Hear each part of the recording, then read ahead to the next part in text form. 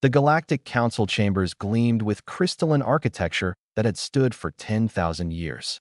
Ambassador Lyra Thin of the Valorian Empire commanded respect wherever she walked, her iridescent scales catching the light of 3 suns filtering through the dome above.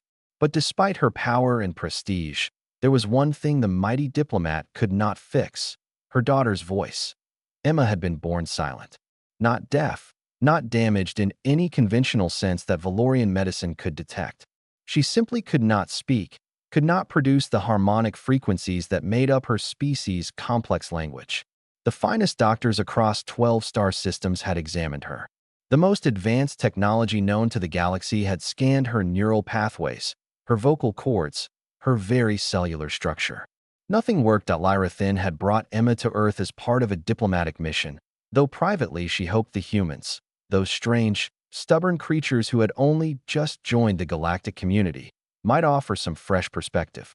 Humans were known for their unconventional approaches, their refusal to accept the word impossible. The embassy's environmental systems had failed on the 3rd day of their visit. Nothing critical, just the atmospheric regulators in the private quarters running at incorrect frequencies.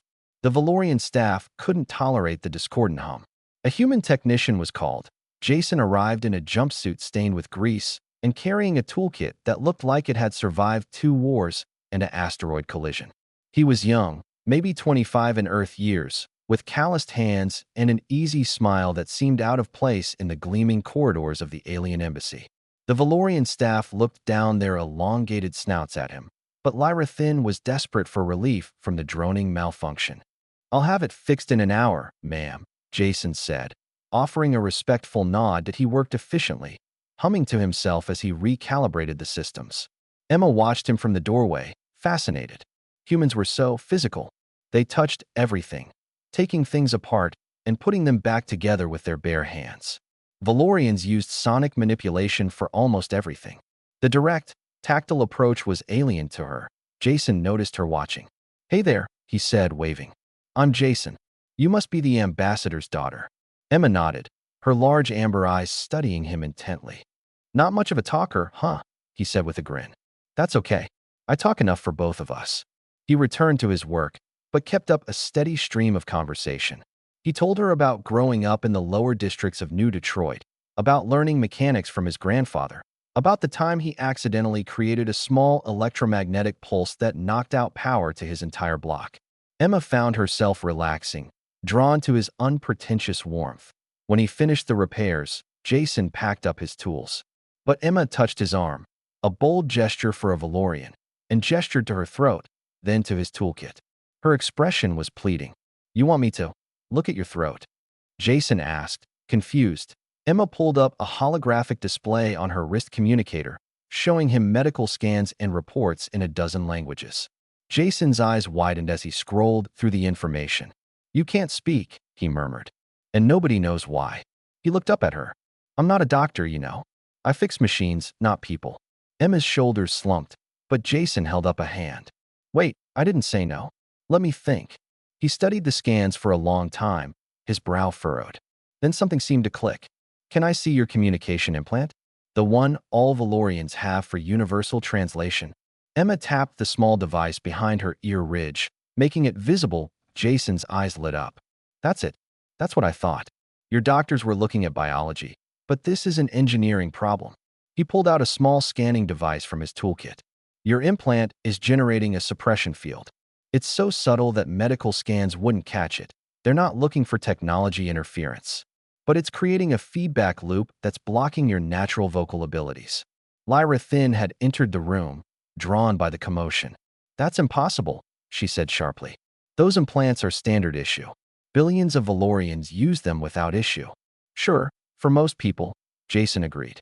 "But what if Emma's neural patterns are just slightly different? Different enough that the implant's frequency creates interference instead of harmony." He looked at Emma. "It would be like trying to sing while someone's broadcasting a jamming signal directly into your brain." "Remove it then," Lyra Thin demanded. "It's not that simple," Jason said. "The implant is integrated with her neural tissue. Removing it could cause serious damage." He paused, thinking. "But I could reprogram it." Adjust the frequency to harmonize with her specific neural patterns instead of fighting against them. You're a mechanic, Lyrathin said coldly. Not a neurotechnician. No, ma'am, Jason agreed. But I understand harmonic frequencies and feedback loops. And sometimes the solution isn't in fancy equipment or advanced degrees. Sometimes it's just about listening to what the problem is actually telling you. Emma grabbed her mother's hand, her eyes desperate and hopeful. Lyrathin looked between her daughter and the scruffy human mechanic for a long moment. Then she nodded. If you harm her, I won't, Jason promised. He worked for 3 hours, using equipment cobbled together from his toolkit and the embassy's systems. He adjusted frequencies, tested neural responses, fine-tuned the implant's output with the precision of a concert musician tuning an instrument. Emma sat perfectly still, trusting this stranger who saw her not as a medical mystery, but as a puzzle to be solved. Finally, Jason sat back. Try now, he said softly. Emma opened her mouth. For a moment, nothing happened. Then a sound emerged, tentative, uncertain, but unmistakably a voice. Her voice. Emma whispered, the Valorian word resonating with perfect harmonic clarity. I can speak. Lyrathin gasped, her diplomatic composure shattering as tears ran down her scales. Emma laughed, a sound of pure joy, and threw her arms around Jason. Thank you, she said, her voice growing stronger with each word. Thank you, Jason. The human mechanic smiled, wiping his own eyes. Just another day fixing what's broken, he said. But they both knew it was more than that. It was proof that sometimes the most profound solutions come not from the most advanced civilizations, but from those willing to see problems from a completely different angle. It was humanity in its essence, stubborn, creative, and refusing to accept that anything was truly impossible. As news of the miracle spread through the Galactic Council, one thing became clear. The humans had earned their place among the stars not through military might or ancient wisdom, but through something far more valuable, the audacity to try when everyone else had given up. And in a quiet corner of Earth's first alien embassy, a young Valorian girl spoke her first complete sentences, her voice a symphony of gratitude, while a poor human mechanic smiled and packed up his battered toolkit, already thinking about what impossible problem he might solve next.